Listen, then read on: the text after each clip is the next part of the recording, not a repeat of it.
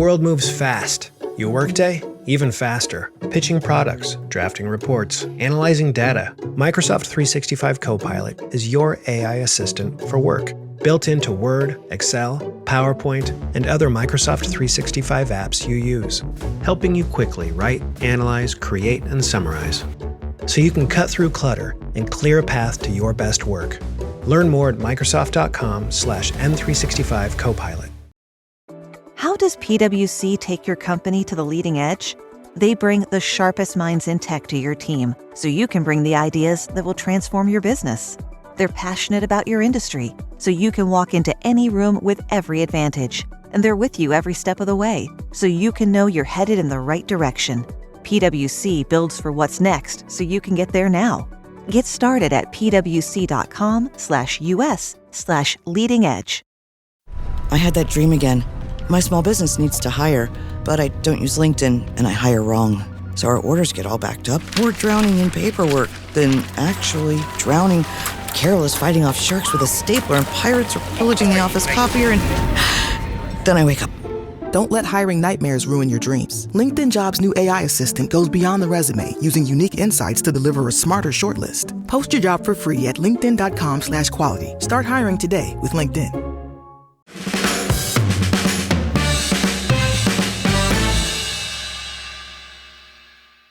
Welcome to No Question About That. This is the Tactics Show with me, Ed, and him, Dharnish. Dharnish, how's it going? Good. Yeah. Nice weekend. Nice, sweat-free United win. No Daniel today because he's on his 4th day of a bender. I kid you not, folks. He's still drinking. Was that a joke? Or No. He's had 2 bar mitzvahs to go to and 2 nights out. I think maybe 3 bar. I don't know. And it's Jewish holidays of some kind. So they all blend into one. Picture Lisandro Martinez after the World Cup, when I think he was properly cunted for weeks. He's not. I think Ten Hag said, he's injured, and then I think there's a picture of him in some bar in Argentina with the glasses on. He's not coming for a few days. Well, Daniel is either Lisandro Martinez or Jack Grealish on pretty much any night of the week. All right, we'll carry on without him. What are we going to talk about today? So interesting. Victory for United, pretty routine win, all in all. Juiced the numbers up front and at the back. But some interesting stuff. So we're going to talk a little bit about... Yeah. Got some notes here. United's defensive shape, which was quite distinct, especially off the ball. Talk about the pressing, long balls. We'll talk about some of the attacking rhythms, especially with Mount in there. It looks very different. And a little bit about the control and how United played with the game state there. So lots of positive stuff. Let's talk about that defensive shape, though, because it was just really clear with the eye test. Mason Mount dropping back when United didn't have the ball looked like a 4-4-2, or even with Bumo, a 4-5-1 if he dropped to cover the right back. That's what a lot of people have been calling for, rather than massive gaps in midfield. What did you make of it? If you look at Man United's fixtures or their games over the last 2-3 years, it's really weird, the similarities between Ten Hag and Amorim when they set up out of possession. I distinctly remember last season, Højlund, if you went to press, I remember sort of screaming at the screen, no, please don't do that, please, because it creates gaps in behind. Teams can then pass through them. It happened against Man City. Sometimes the press worked because Rodri gave it away or City's defence gave it away, but often, and the problem was it didn't work because they exploited the press too much, and they could move the players around because United are not really the best pressers, and they also have a player who's playing cam in central midfield, so sometimes he jumps when he doesn't need to. There's basically a lot of space when United press, and there's less space when they don't. So Sunderland had the ball in their back four. As they had it, United just stood off. Šeško dropped off, covered the pass to the midfielder. Mount dropped off, covered the pass to the left midfielder. Sometimes when it went to the left back or the right back, Dalot or the opposite fullback, Amad Diallo, would push up and press. That's absolutely fine because it's Sunderland. They're not really going to build up from the fullback positions. So fine, it's all good. You don't really need to press Sunderland and create space in midfield because, hey presto, Granit Xhaka is in the middle of the pitch. even some of the passes he was doing, I was like, bloody hell, mate, you still got it. I'm still got it. Oh, he's got it on the ball. It's the off the ball stuff with his age and stuff that's not not quite as good as it once was. But yeah. No, it was really noticeable how United basically played like an away side, dropping back into a mid block. Mount is excellent at this where he is. I mean, often he's in the team as the trigger for the press. Here he was dropping back to cover he was the pass shadow out to the right-hand side of Sunderland or covering our left back. And Boomer did the same thing often. It was very noticeable when Cunha came on. Amorim was screaming at him because he didn't do it. Yeah. And I mean, it's United have had quite a lot of high recoveries under Amorim. So they have been pressing, just not well. They don't look like a good pressing side, do they? But have they at any point really under Amorim? But we've had quite a lot of those high recoveries. That's put a lot of pressure on midfield. They didn't do that against Sunderland. It looked much better. I don't expect it to carry on personally because it's like we got 50 games of evidence here. But it looked much more secure. And I guess that's Amorim just going, hey, I need a win. I just desperately need a win. I just scrap it. Oh, please, I need a win. The high recoveries tend to come from really two players or three players if you added Buemo in there. Buemo, Diallo and Mount when they're playing. And when they're not playing, it's the high recoveries get worse. And also they don't really capitalize on them as much because they've been bad with finishing chances. Yeah. And I feel like they do there is just too much space that I've seen in the first, I don't know, how many games we had? 7 games in the games that they've had. So I don't mind this approach at all. I like the fact that he has changed it because of the opponent, because we know Sunderland, they're good at being pragmatic, they're good at winning physical duels, they're good at defending the box. They're not going to be good at playing through you. They're not going to be good at possession-based build-up. So fine, let them have the ball, wait for it to come back, and when we have it, lump it long. Lovely. That was the end of the game. Well, let's move into that then, since you mentioned it. I think Senne Lemmens made 33 long passes. I don't know whether you can even call them a long pass. Long balls, 33, yeah.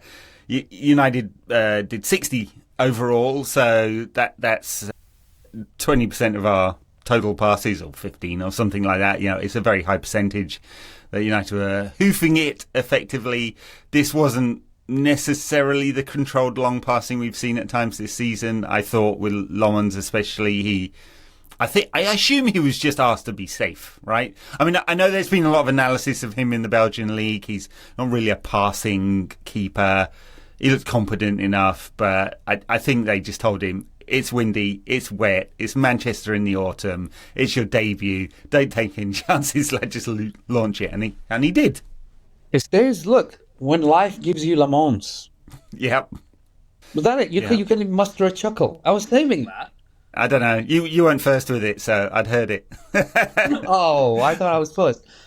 When life gives you Lemmens. Sorry, mate. When everyone has a good line there, I avoided using that for our pod line as well, because I figured everyone would do it. So, well, maybe you could have told me that beforehand. Yeah, that's it. Yeah. Good producer would have scripted out the notes first. Yeah. We'll say, like, Amorim refused to say, just while we're on Lemmens, he refused to say he's the number one now, but surely he is, right? Because he's competent with everything. He caught the balls he was supposed to catch. He swept up the chances he was supposed to sweep. He saved, one good save to his left, one with his legs. There was that moment he rushed out and Traore dived. But apart from that, it's just like kind of all competent, wasn't it? It was very composed. It was very, very composed. It's also a good performance because everybody had their eyes on him, right? It was the big surprise in the lineup before they were announced. It's just, I don't know, it felt like the keeper was drinking a casual beer as opposed to the guy from before who was maybe taking cocaine or ketamine. That's wow. Like. This has escalated quickly, yeah. Lemmens there with his Hefeweiser or some Belgian Trappist beer. Well, it would be a Trappist, wouldn't it? With him chilling out between the posts, and Onana was doing lines. Bloody hell. I mean, Onana, Bayanda, whichever one you want to call it, but I remember Sunderland getting a corner and going, "Oh, we don't have a keeper who's going to just run up and down like Flappy Bird and try to rush out and get the ball and miss it." He was very composed. I liked the way he was shouting at everybody during the game. He was very. You need to have that. You need to have that imposing figure about yourself as a keeper at United. You need to realise the badge that's on your chest. Edwin van der Sar had it. Peter Schmeichel had it as well. So I like that he was doing that very early. Are you Schmeichel in disguise? Was the chant a bit early for that? A little bit cheeky. They got a sense of humour at least, but it was very composed and very calm. I didn't have any problems with him being the keeper. Keepers are not supposed to make errors. They're not supposed to be the guys that you talk about after the game. And we're talking about him after the game, but in a positive light. So, right. Yeah. And I think he is the number one now. What did Amorim say? For rotation issues? He called it rotation before the game, and after something equivocated similarly after the game as well. I can't remember the exact quotes. Masterful rotation of a goalkeeper. Great. Yeah. He didn't make any mistakes, so if he's dropped for Anfield, I will be, and then Bayern flaps one in, I'll be very upset. All right, well, we talked about the defensive shape, lack of press, long balls. Let's talk about Mount and Bumo. I mean, Mount especially is kind of interesting because, like, all the time he's spent at the club, we're like, why did United buy him exactly? And then in this shape, he's like one of the few players that looks perfect in this system because it's perfect for him, right? He likes to tuck inside. He's not going to be a 10 that wants to drift wide. He's good defensively. He makes quite a difference. It was kind of interesting when Cunha came on, a little bit of that shape disappeared. So is Mount ahead of Cunha in the team now, or is that just a one-off game? Like, what does that look like? I think Mount's quite ahead of most people in the team, be it in attack and midfield, because he can play in both positions. I think he's had quite a few games this season, and what he brings out of possession is really, really good. But also, I want to talk specifically about what him and Mbeumo did in the first half, where I think that was one of the best 45 minutes I've seen from a United team in attack, because it was like, all right, long balls are coming, Šeško sometimes gets on the end of them, and Mbeumo can chase the lost cause. If the long ball doesn't work, fire it into Mount, fire it into Mbeumo, turn them. I think it was like maybe the 20th minute, maybe I'm mistaken. People who are watching this don't go back in the 20th minute and say, hey, it wasn't the 20th minute. Something like that in the first half. Don't worry. If Mbeumo gets it, he drops very deep in his own half or close to his own half, makes one touch around Alderete. Alderete is all over him. He can't get a hold of him, and I think he makes a foul and he gets an instant yellow card. But I was like, that's exactly what the number 10s in Amorim's system are supposed to do.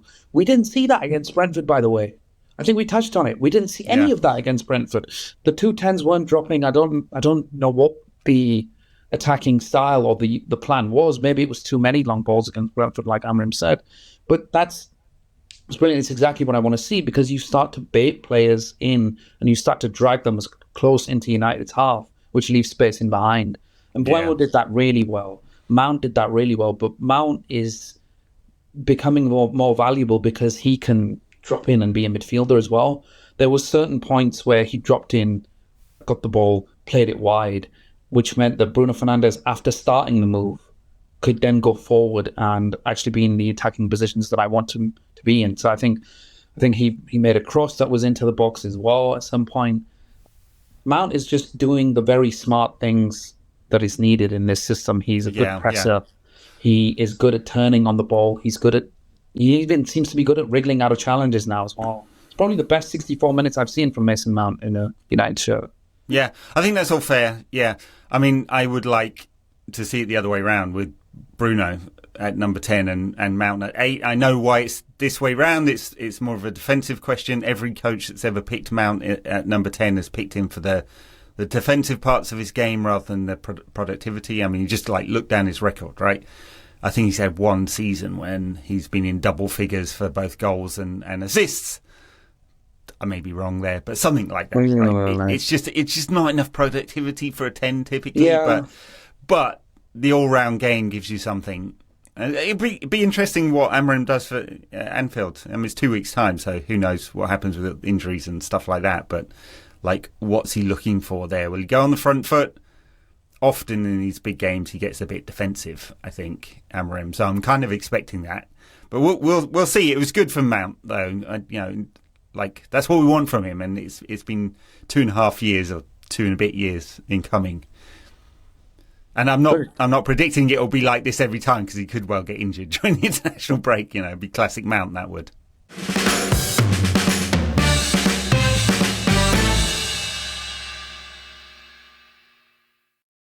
Good morning, Crust. It's a great day to be a bread brother. Ugh, mornings are not my jam. Or jelly. Oh, come on. Stop loafing around. I just woke up feeling hollow inside. Psst, just grab one of the new Morning Uncrustables sandwiches, like Bright-Eyed Berry or Up and Apple, filled with 12 grams of protein and tons of deliciousness.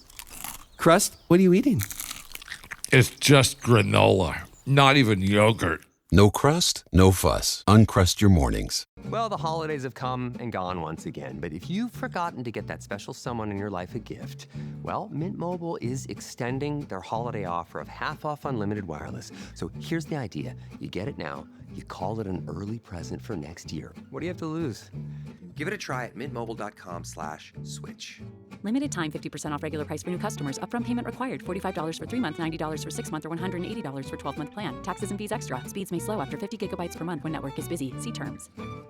I think that's been a problem as well, the injuries. But you do touch upon a good point, because I would obviously it's a routine win against Sunderland, or that's as routine wins get. You need Man United should be doing those wins week in, week out against those teams, irrespective of how competitive the Premier League is, irrespective of the fact that Sunderland fourth coming into the game. But we still should, I think, look at some of the problems that we've had during the season. I would like to see Bruno more advanced, or I would like to see him get into situations where, all right, look, if you're the deepest midfielder, you can be the guy who starts the moves and tries to get on the end of them. I don't know if many people have watched Harry Kane at Bayern Munich this season, but he drops so deep down. Like, not so deep as in sometimes, so deep as in he receives on his own penalty area deep, and then he looks to get into the box and get on the end of those moves. I'd like to see Fernandes do that more. Maybe better in with Casemiro in.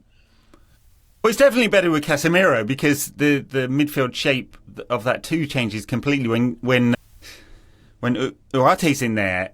He's the counter-presser, right? He's the first guy to go with the press, and Bruno ends up being like basically number 6 behind him collecting the ball. Yeah. And it's the other way round with Casemiro, because they know if Casemiro pushes up the field, he's not going to be able to get back.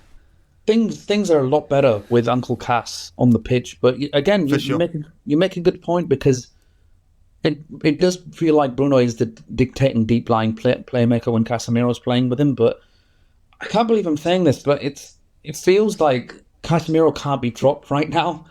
I don't think I would have said this maybe 10 hard seconds. He can't be. He just can't. He can't play more than an hour, and then we saw it kind of fell off a cliff, didn't it? His performance. I mean, it's not like we gave away a lot of chances. It just becomes a lot less structured as soon as Uarte's in there. Yeah, I don't want to shit on him just for the sake of it, but you're going there. He's so one-dimensional. I'm going there. I know. We can push you in that direction. Well, let's talk. Since we got onto that, let's talk about that last 30, because it was pretty controlled. It's just we didn't have the attacking performance in the second half that we had in the first, really. But at no point did I think United were going to lose this. That last 30, they managed the game pretty well. Yeah, they defended the box pretty well. I think there was maybe one cross that came across the box that I didn't really like. Where they had 15 minutes of take the sting out of the game. Remember, I think it was like 60 minutes, 65 minutes. And because of how panicked the season was, I was like, all right, 10 more minutes. But it didn't, you're right, it never felt like Sunderland were going to score. But I think that's because in all of the games that they've had problems in this season, Man United, City, Burnley, Brentford, I thought the performance against Arsenal was pretty controlled. But then this also goes for maybe the second half against Fulham. The game state gets into a place where they just panic. They panic, and the plan goes out of the window, and it's like, oh no, God, we need a result. I don't know what we're doing. We need a goal. Everybody go up top. Oh God, we conceded one because I pushed everybody up. And then it's, oh no, we need a goal. just send the ball long, and then we'll concede space at the back. And that's how Burnley scored their second goal when they should have put them away in the first half. Yeah. For the first time, I think, throughout the season, in the second half, because of how controlled things remained, and because they dictated the tempo, nothing happened in a chaotic manner. It was a controlled game. The tempo remained the same. Even if you're not creating chances with that mentality, you're still controlling the game and you're dictating the tempo. They did it in the first half. In a way that didn't really happen, say, against Chelsea, when we should have been controlling the game in that situation. We just conceded too much territory, and they scored late, and it could have been even worse. Here, there was none of that.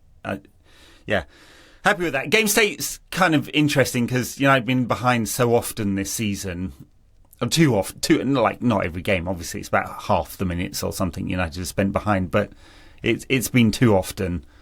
It changes the way you think about the data as well. Like United have had more shots than anyone else and conceded the fewest shots this season. That doesn't really mean anything without contextualising it. When did those shots happen? Quite a lot of them were when we were already 3-0 down against City, or that Burnley first half, which was good, or the Chelsea game when we had 11 versus their 10.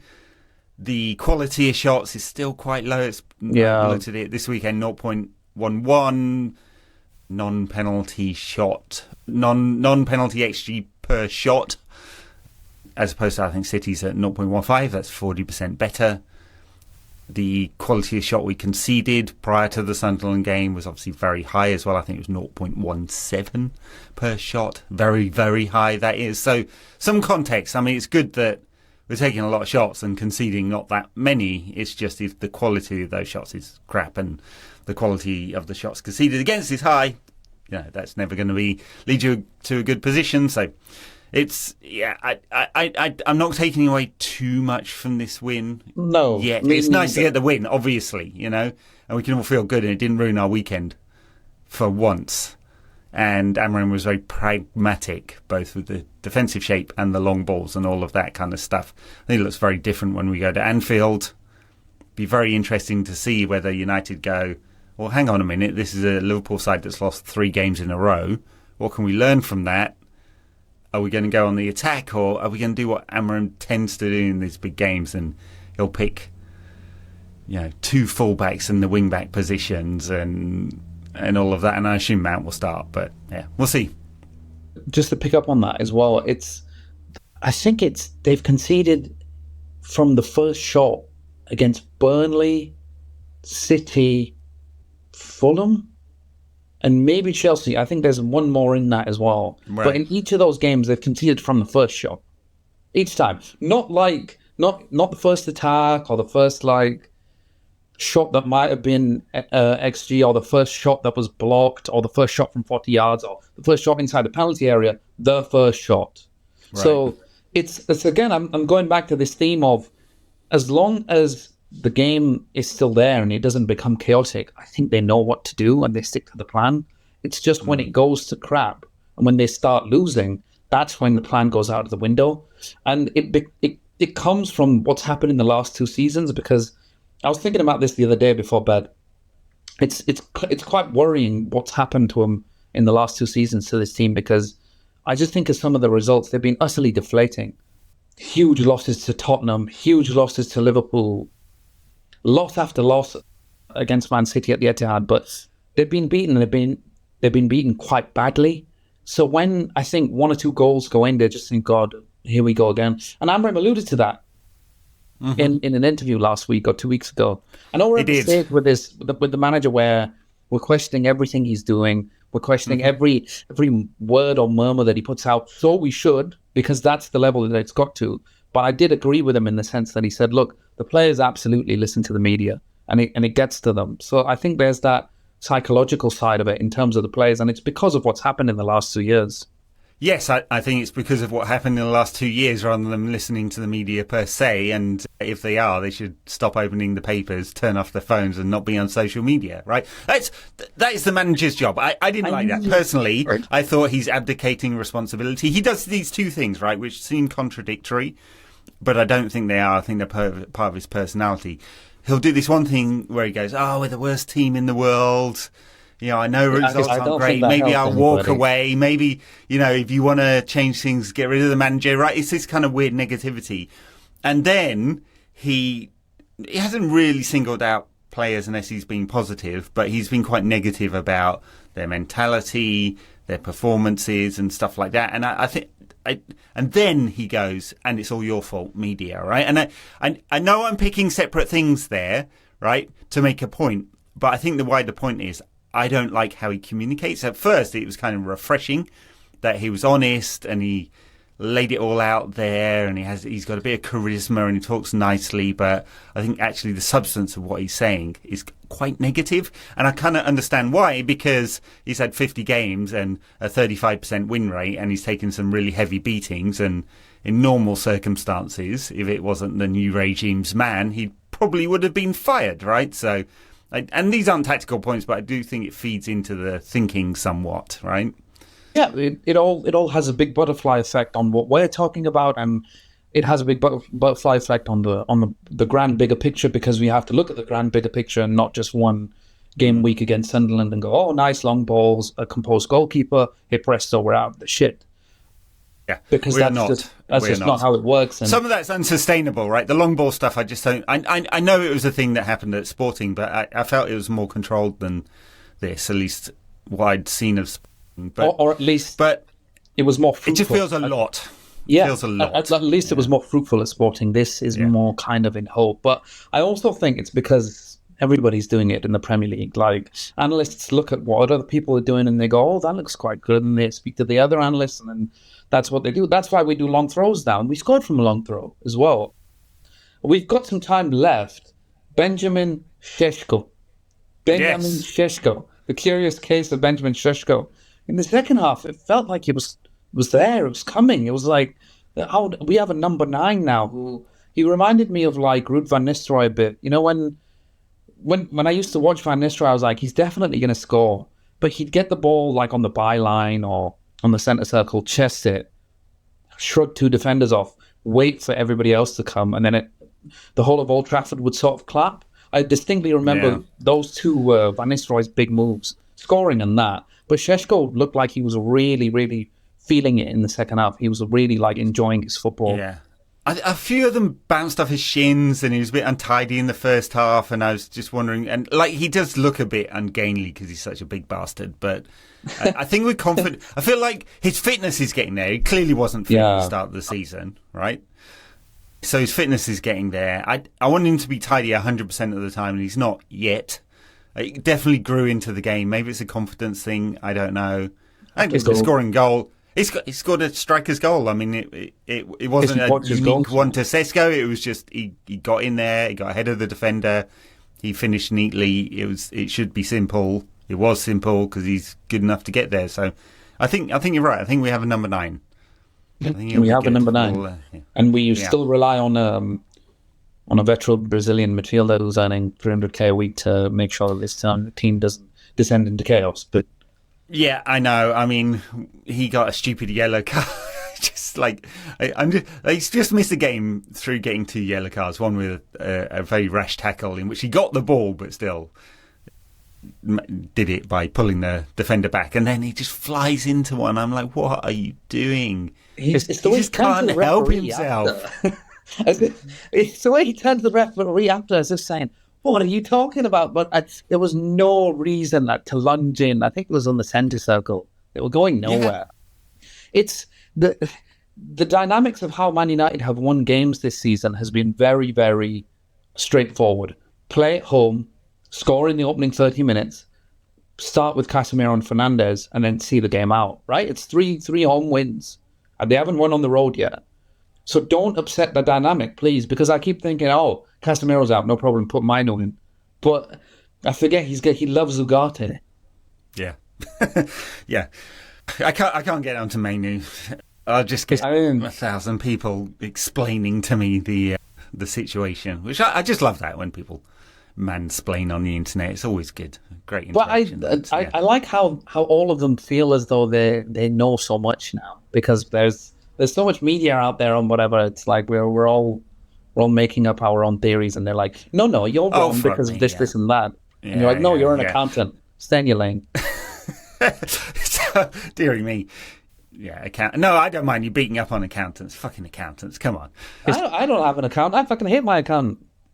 I'm broke. Because of your accountant, he's stealing all your riches. That's exactly right.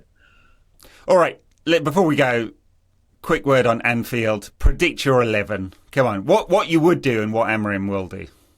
What I would do is do the exact same performance that you did last season.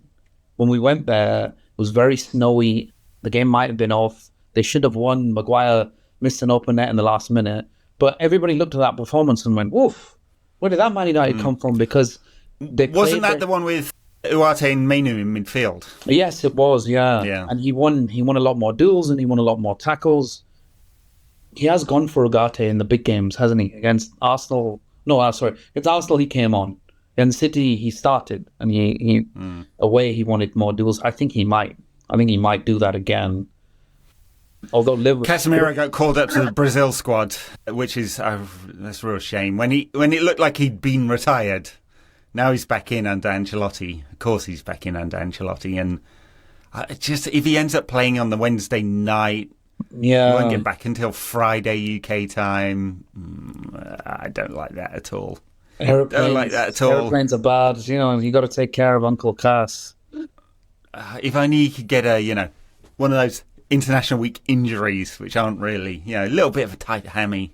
Shame. So go on then. Who's your back three? Who's your goalkeeper for a start? Well, you think he's going to go Lemmens when life again? Gives you Lemmens. When life gives you Lemmens. All right. Euro delict. I don't want to put Luke Deschamps in there. But who else is fit?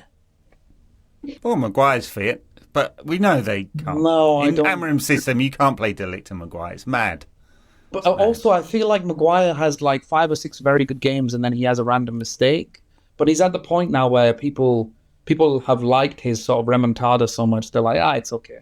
So no, I wouldn't start with Maguire either. I would start with Luke Shaw. That's fine. I don't like the fact that I'm starting with Luke Shaw on that left-hand side, but Luke Shaw, I'm at right wing back. Get Dalot out of that team. I'm tired of watching him mess up every single attack. I'm sorry, Dalot.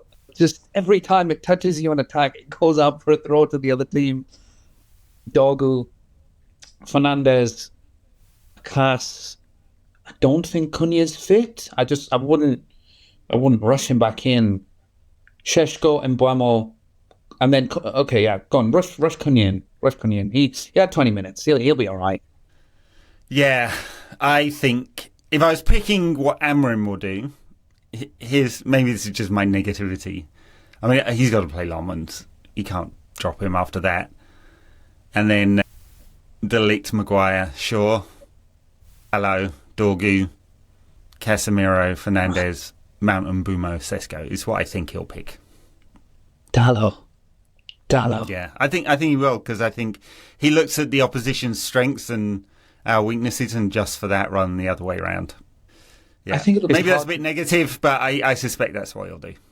I think it'll be hard to drop Mount after those 64 minutes as well, to be honest. Yeah. I mean, obviously Cunha's got like a higher attacking ceiling. Not that we've seen it this season. 7 games, no goals, no assists, and all of that. But all right, well there we go. We'll be back after the Liverpool game to assess Liverpool 0, United 3. Come on. Yeah.